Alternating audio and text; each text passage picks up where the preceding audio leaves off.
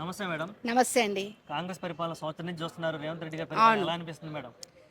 రేవంత్ గారికి నిజంగా ప్రజలు ఎంచుకొని ఇవాళ తెలంగాణ రాష్ట్రం సీఎంగా పెట్టినందుకు ఆయన చేసే అబద్ధాల హామీలను ఇవాళ ప్రజలందరూ కూడా చాలా అసహించుకుంటున్నారు.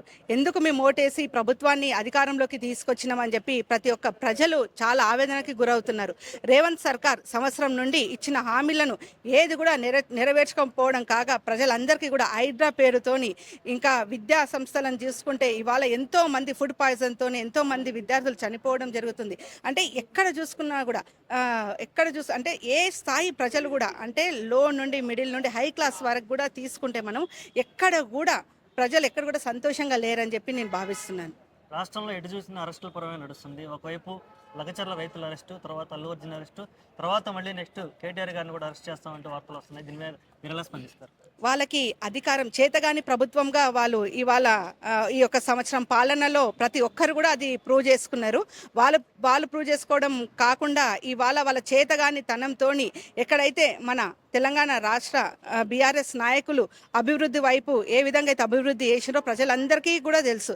అటువంటి అభివృద్ధిని చూసి ఈరోజు వాళ్ళ అధికారంలో ఉండి వాళ్ళకి చేయడం చేతగాక అది ఏ విధంగా అయితే అభివృద్ధి చేసినా వాటిని నామరూపాలు లేకుండా చేయాలని చెప్పి ఒక కక్షపూరితమైన రాజకీయ వ్యవస్థ మన రాష్ట్రంలో జరుగుతుంది.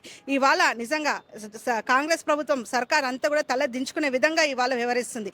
ఎందుకంటే ప్రజల వరకు పాలన ఇచ్చింది పగలు తీర్చుకోవడానికి, ప్రతీకారాలు తీర్చుకోవడానికి కాదు, ఒక అభివృద్ధిని నాశనం చేయడానికి కాదు, ఒక అభివృద్ధిని మేము చేసిన అభివృద్ధిని ఏ విధంగా అయితే నాశనం చేయాలి, అక్కడ ప్రజలు ఇబ్బంది పడుతున్నారా, ప్రజల గురించి ప్రజలు ఏ విధంగా ఇబ్బంది పడుతున్నారా ఆలోచన విధానం అనేది వాళ్ళకి నశించిపోయింది. ఏ కాడికి వాళ్ళకి సాడిజం అనేది చూపిస్తున్నారు, ఒక సైకోయిజం అనేది చూపిస్తున్నారు. ఏ కాడికి ఇక్కడ కేటీఆర్ గారిని తట్టుకోలేక, కేటీఆర్ గారికి ఉన్న ఫ్యాన్ ఫాలోయింగ్ని తట్టుకోలేక, కేటీఆర్ గారు చేసిన అభివృద్ధిని తట్టుకోలేక, కేటీఆర్ గారికి ఉన్న ఆదరణని తట్టుకోలేక వాళ్ళు సతమతం అయిపోయి వాళ్ళ లా అండ్ ఆర్డర్ని కూడా ఒక వ్యవస్థని ఒక దారిలో పెట్టాల్సిన లా అండ్ ఆర్డర్ వ్యవస్థని వాళ్ళ సొంత ప్రయోజనాల కోసం ఏ కాడికి అధికారం చూపించుకోవాలని ఇవాళ తెలంగాణ రాష్ట్ర నాయకులనే, బీఆర్ఎస్ నాయకులనే కాకుండా రాష్ట్ర వ్యాప్తంగా ప్రజలందరినీ కూడా వాళ్ళు ఇబ్బంది పెడుతున్నారు. అయ్యా రేవంత్ రెడ్డి గారు, మీకు ప్రజలు ఇవాళ ఒక అధికారాన్ని ఇచ్చిండ్రు, ఆ అధికారాన్ని సద్వినియోగం చేసుకోండి, దుర్వినియోగం చేయకండి. ఎందుకంటే ప్రజలు నమ్మి మీకు ఓటేసారు. ఆ ప్రజలను ఇబ్బంది పెట్టడం వల్ల ఏమీ లాభం ఉండదు. ఇంకా ఇప్పుడైనా మీరు బుద్ధి తెచ్చుకొని, జ్ఞానోదయం తెచ్చుకొని, కనీసం ఈ సంవత్సరం 2025లో అయినా మీకు జ్ఞానోదయం అయిపోయి అధికారులపైన కక్ష సాధింపు లేకుండా ప్రజల వైపున మీరు కొంచెం మీ మైండ్ సెట్ని మార్చుకొని ప్రజల కోసం ఆలోచిస్తారని చెప్పి నేను కోరుకుంటున్నాను.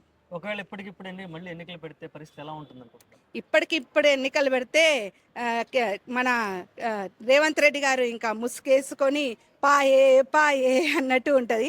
నిజంగా ఇప్పుడు గనక ఎలక్షన్స్ పెడితే ఖచ్చితంగా బీఆర్ఎస్ ప్రభుత్వానికి కళ్ళు మూసుకొని కారు గుర్తుకే ఓటేసి అత్యధిక మెజారిటీ సీట్లతోని మేము అధికారంలో ఉంటాము.